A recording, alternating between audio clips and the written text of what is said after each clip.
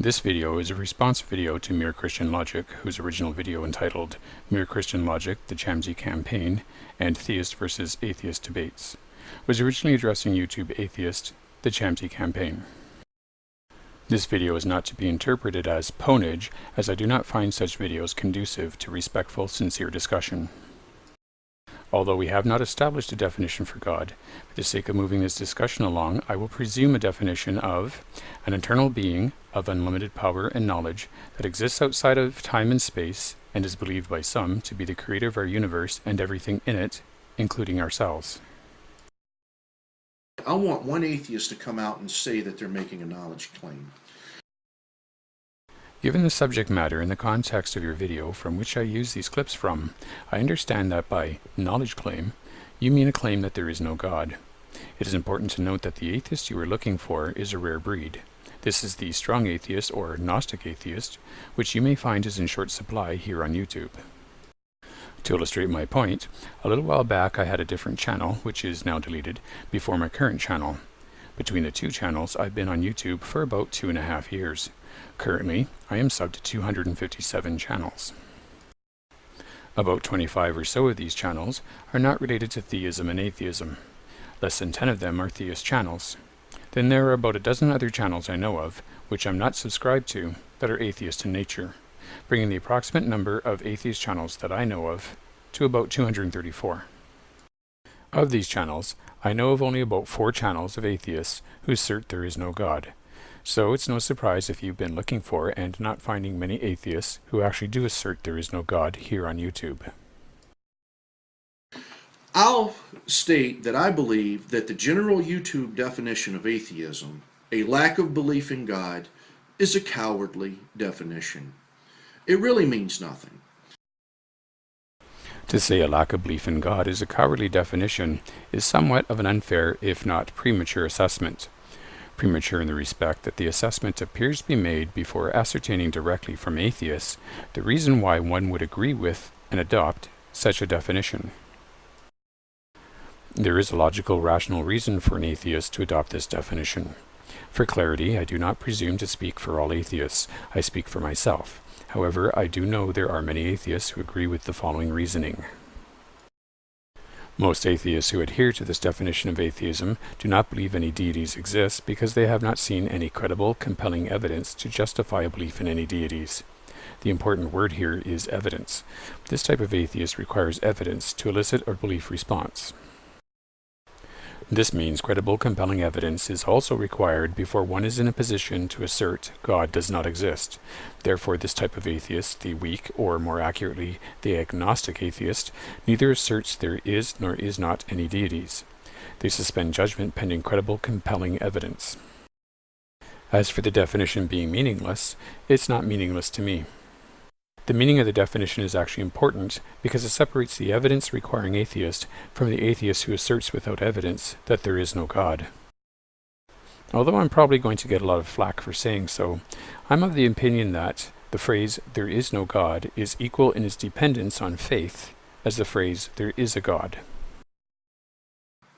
If theism is merely a belief, belief needs no justification. So if a person wants to believe in God, then where's the conversation in that? You can believe anything without justification.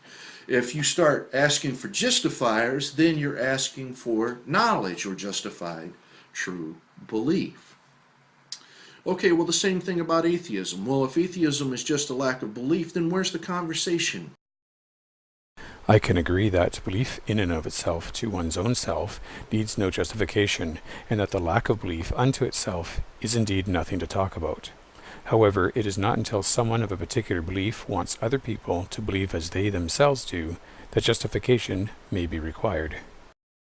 The conversation is when the theist who lobbies the government to spend taxpayers' money to support their specific brand of theism while rejecting without evidence all other theistic beliefs. when religious organizations receive tax breaks just for being religious, when the theists who vocally or even physically accost others for not believing in their brand of theism,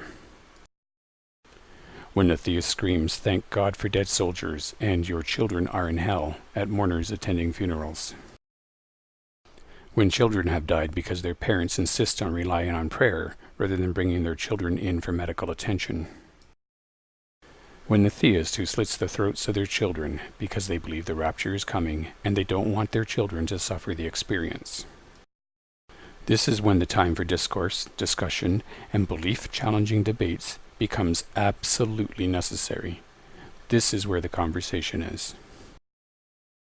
So I want to see either you or a courageous atheist falsify God, or can he not be falsified? So your appeals to science concerning God, where do they go? Can you falsify God using science's natural, the methodological naturalism? The falsifying of God is not up to the lack of belief or agnostic atheist. That's more the responsibility of the atheist who asserts without evidence there is no God. Just as proving there is a God is the responsibility of the theist who tries to foist their beliefs upon others, be it directly face-to-face or indirectly, such as influencing or lobbying the government. Or is God a philosophical argument? And if the arguments for God are logical and they are sound, whether they're true or not, it's still a reasonable belief.